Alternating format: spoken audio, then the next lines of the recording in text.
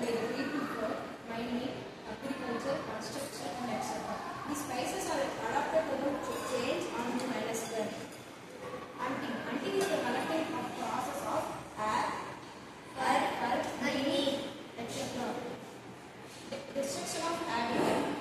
Fragmentation habitat can be destroyed by the people for construction or etc. These are depend on each other.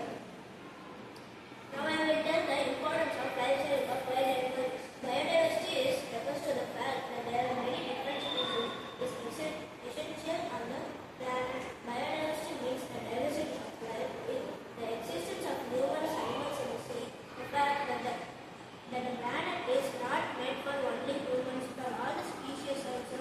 Biodiversity keeps changing and makes animals entire. Biodiversity is essential for ecology, otherwise and it is threatened by climate change. Application of biodiversity.